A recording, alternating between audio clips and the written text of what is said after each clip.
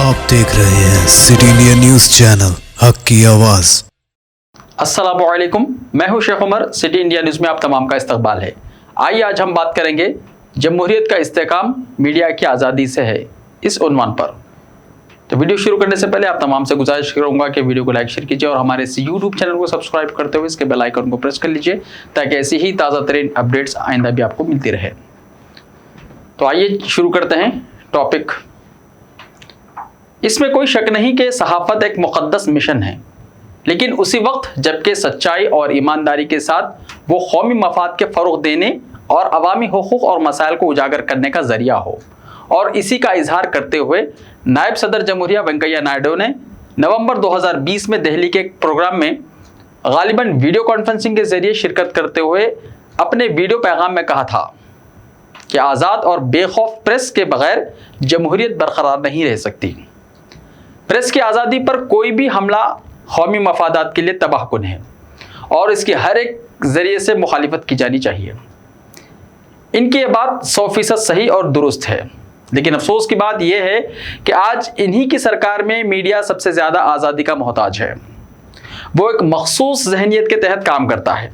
ऐसा लगता है कि मीडिया अब बस मजहबी मुनाफिरत फैलाने के लिए है और सिर्फ सरकार के इशारों पर काम करता है। सरकार के खिलाफ एक भी रिपोर्टिंग नहीं कर सकता। वो कौमी मफाद नहीं बल्कि महज सरकारी मफाद पेश नज़र रखता है। यही वजह है कि अब दिन ब दिन जमहूरियत एक ख्वाब से लगना लगा है। मुझे लगता है कि मीडिया की आज़ादी से ज़्यादा मीडिया के वजूद पर सवाल की ज़रूरत है कि मुल्क में अब मीडिया बचा भी है या वो भी अब सिर्फ सरकारी बल्कि भारतीय जनता पार्टी का एक हिस्सा है, जो कौमी मफाद और जमहूरियत के इस्तेहकाम से ज़्यादा अब सरकार की पॉलिसी और इसके इस्तेहकाम के लिए काम करता है। यही वजह है कि पिछले कुछ सालों से हमारे मुल्क में मीडिया की हालत तशवीशनाक है।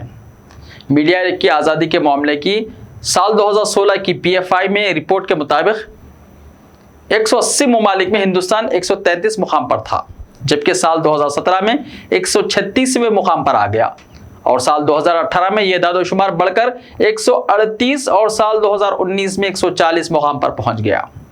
दुनिया के सबसे बड़ी जमहूरियत के पहचाने जाने वाले मुल्क के लिए ये इंतहाई शर्म की बात है कि ये मीडिया की आज़ादी की एक झलक है। उमर खालिद और उनके रफ़क़ा और बेशुमार बेगुनाहों की गिरफ्तारी को किस ज़ुमरे में रखा जाए और किसानों को तेज़ रफ्तार गाड़ी से रौंदने वाले दरिंदों की अदम गिरफ्तारी किस आईने से देखा जाए तो जमहूरियत मुस्तहकम नज़र आएगी, ये समझना बड़ा दुश्वार लगता है। अभी चंद दिन पहले 6 अक्टूबर को बरोज़ बुध दिल्ली फसादात केस की समाअत करने वाले ट्रायल कोर्ट के एक जज का तबादला कर दिया गया। क्यों? क्योंकि उन्होंने साल 2020 के दिल्ली फसादात के कुछ मुकदमात में दिल्ली पुलिस की बेहिसी और मुसीका खैज तहकीकात पर तनकीद की और पुलिस के किरदार पर सवाल उठाए। NRC के दौरान पूरे मुल्क में एहतजाजियों और किसानों के प्रदर्शनकारियों पर पुलिस की लाठियां कौन सी जमहूरियत है?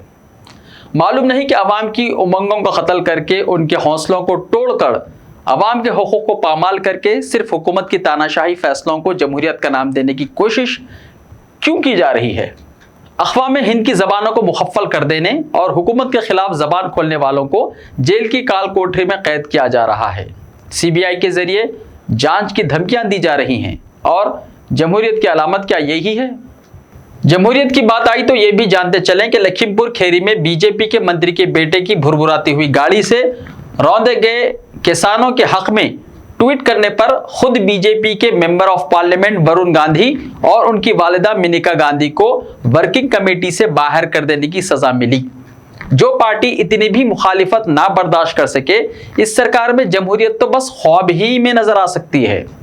और ये कोई नई बात नहीं है, बल्कि इससे पहले भी भारतीय जनता पार्टी के सीनियर और कद्दावर सियासतदान, BJP के साबिक तर्जुमान, साबिक वजीर खजाना और साबिक वजीर खारजा यशवंत सिन्हा और भारतीय जनता पार्टी के सबसे सीनियर सियासतदान और साबिक वजीर सेहत और ख़ानदानी बहबूद शत्रुघ्न सिन्हा जैसे लोगों को सिर्फ पार्टी की गलत पॉलिसियों और गलत फैसलों पर तनकीद करने और अवाम के हक और इंसाफ और कौमी मफाद में ज़बान खोलने की पादाश में पार्टी से बाहर का रास्ता दिखा दिया गया।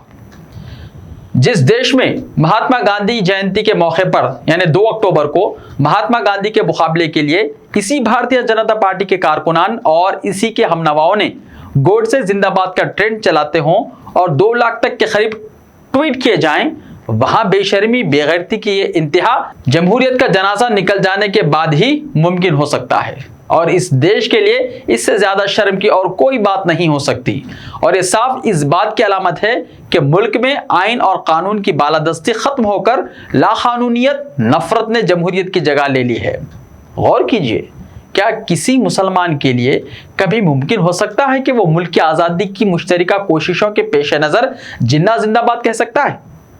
भारत में गांधी के कत्ल पर जश्न मनाने वाले ही मुल्क और मुल्क की जमहूरियत के असल दुश्मन हैं और इन पर खामोशी और चुप्पी साधने वाले हिंदुत्व के हामी कहे जाने के मुस्तहिक होंगे, ना कि जमहूरियत के लंबरदार। अभी मुल्क में इतना बड़ा ड्रग्स पकड़ा गया, 21,000 करोड़ का, इसका कहीं कोई जिक्र नहीं।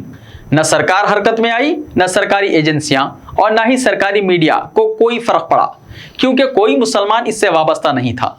ना कोई पकड़ा गया, ना किसी को रिमांड पर लिया गया, ना किसी पर छापा मारा गया। लेकिन शाहरुख खान के बेटे को इसलिए जेल हो गई क्योंकि इसके पास 10 ग्राम ड्रग्स पकड़ा गया है। और वही मीडिया अब पूरी तरह चौकस होकर वावेला मचा रहा है जैसे इससे बड़ा मुल्क में कोई मामला ही ना हुआ हो।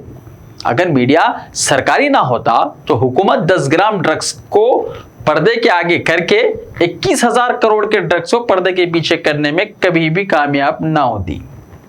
ऐसे ही ताज़ा तरीन खबरों के लिए हमारे YouTube चैनल को सब्सक्राइब करते हुए इसके बेल आइकन को प्रेस कर लीजिए। मिलते हैं कल, तब तक के लिए अपना ख्याल रखिए। अल्लाह हाफिज़।